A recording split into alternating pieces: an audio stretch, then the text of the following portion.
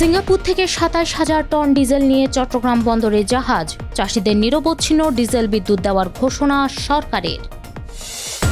অভিন্ন মূল্যবোধ দুই রাষ্ট্রকে সমৃদ্ধ ও নিরাপদ করে তুলছে।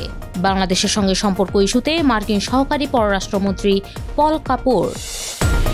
১৯ দিনে দেশে হামের উপসর্গ নিয়ে ৯৪ জনের মৃত্যু, প্রকোপ মোকাবেলায় চিকিৎসক ও স্বাস্থ্যকর্মীদের ছুটি বাতিল।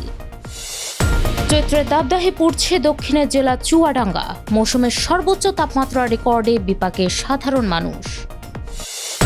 হরমুজ প্রণালীতে নৌ অভিযানের অনুমোদন চেয়ে বাহরাইনের প্রস্তাব, কাল জাতিসংঘে ভোট।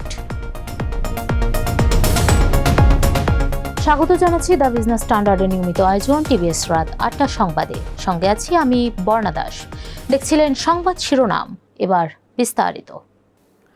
সিঙ্গাপুর থেকে ২৭,০০০ টন ডিজেলের একটি চালান নিয়ে চট্টগ্রাম বন্দরের বহির্নোঙরে এসে পৌঁছেছে ইয়ান জিংহে নামের একটি জাহাজ। চট্টগ্রাম বন্দর কর্তৃপক্ষের সদস্য কমোডোর আহমেদ আমিন আবদুল্লাহ বিষয়টি নিশ্চিত করেন।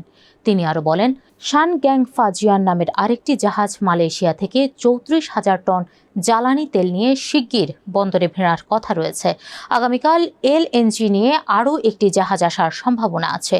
এদিকে চাষাবাদে নিরবচ্ছিন্ন ডিজেল বিদ্যুৎ সরবরাহের ঘোষণা দিয়েছে সরকার। ৩ এপ্রিল দুপুরে ফরিদপুরে পানি উন্নয়ন বোর্ডের কর্মকর্তাদের সঙ্গে মতবিনিময় শেষে পানি সম্পদ প্রতিমন্ত্রী ফরহাদ হোসেন আজাদ বলেন, কৃষকদের কোনো সমস্যা হবে না, তাদের নিরবচ্ছিন্ন ডিজেল ও বিদ্যুৎ দিতে তৎপর সরকার।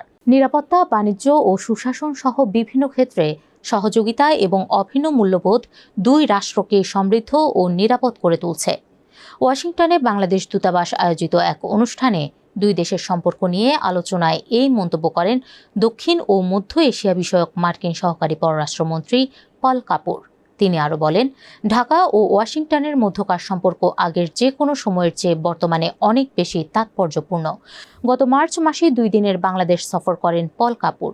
সেই সফরে মার্কিন অগ্রাধিকারের বিষয়গুলো নিয়ে আলোচনার পাশাপাশি আমেরিকান ব্যবসায়ীদের জন্য বাজারের প্রসার, অবৈধ অভিবাসন রোধে সহযোগিতার জোরদার এবং আঞ্চলিক নিরাপত্তা ও সন্ত্রাসবাদ মোকাবেলায় গভীরতর সমন্বয় নিয়ে কথা বলেন তিনি।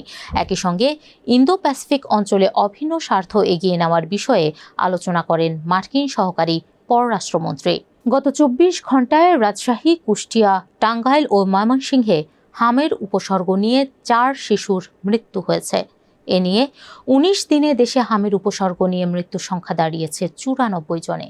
একই সঙ্গে দেশের বিভিন্ন অঞ্চলের হাসপাতালগুলোতে হাম আক্রান্ত রোগীর সংখ্যাও বেড়ে চলেছে। আক্রান্তদের মধ্যে বেশিরভাগই শিশু। অভিভাবকদের মধ্যে হামের প্রকোপ ছড়িয়ে পড়ায় উদ্বেগ দেখা দিয়েছে। পরিস্থিতি মোকাবেলায় হাসপাতালগুলোকে প্রস্তুত থাকার নির্দেশ দিয়েছে স্বাস্থ্য বিভাগ। এদিকে 5 এপ্রিলে বিশেষ টিকাদান কর্মসূচি শুরু করতে যাচ্ছে সরকার। 6 মাস থেকে 10 বছর বয়সী শিশুদের দেওয়া হবে টিকা। হাম রোগের প্রাদুর্ভাব শেষ না হওয়া পর্যন্ত সারা দেশে চিকিৎসক ও কর্মচারীদের সব ছুটি বাতিল করেছে স্বাস্থ্য অধিদপ্তর। অধিদপ্তরের জনসংযোগ কর্মকর্তা জানান, স্বাস্থ্য অধিদপ্তর থেকে এই বিষয়ে 2 এপ্রিল একটি অফিস আদেশ জারি করা হয়েছে। 3 এপ্রিল দেশের সর্বোচ্চ 39.7 ডিগ্রি সেলসিয়াস তাপমাত্রা রেকর্ড করা হয়েছে চুয়াডাঙ্গায়। দিনের ব্যবধানে জেলায় তাপমাত্রা বেড়েছে 1.2 ডিগ্রি সেলসিয়াস। এর প্রভাবে বিপর্যস্ত হয়ে পড়ছে স্থানীয়দের জনজীবন। চুয়াডাঙ্গা আবহাওয়া অফিস জানায়, টানা 2 দিন জেলায় মাঝারি তাপপ্রবাহ অব্যাহত রয়েছে।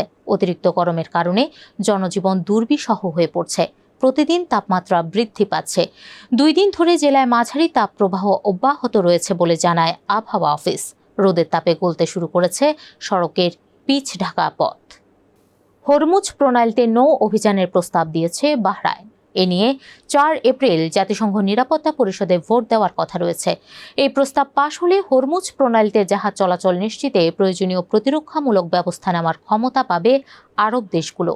খসড়া অনুযায়ী সদস্য রাষ্ট্রগুলো এককভাবে বা স্বেচ্ছাসেবী বহুজাতিক নৌজোটের মাধ্যমে আগাম নিরাপত্তা পরিষদকে অবহিত করে প্রণালী ও আশপাশের এলাকায় প্রতিরক্ষামূলক ব্যবস্থা নিতে পারবে। এতে প্রণালীর উপকূলবর্তী দেশগুলোর আঞ্চলিক জলসীমার মধ্যেও কার্যক্রম পরিচালনার সুযোগ থাকবে, যাতে জাহাজ চলাচল নিশ্চিত করা এবং নৌপথ বন্ধ বা বাধাগ্রস্ত করার যে কোনো প্রচেষ্টা প্রতিরোধ করা যায়। বাহরাইনের এই প্রস্তাবের পক্ষে সমর্থন জানিয়েছে উপসাগরীয় আরব দেশগুলো ও যুক্তরাষ্ট্র। তবে বল প্রয়োগ অনুমোদনের বিরোধিতা করা হবে বলে জানিয়েছে ভেটো ক্ষমতাধর চীন। দর্শক, এ ছিল টিভিএস রাত ৮টার সংবাদে। এতক্ষণ সাথে থাকার জন্য ধন্যবাদ সবাইকে।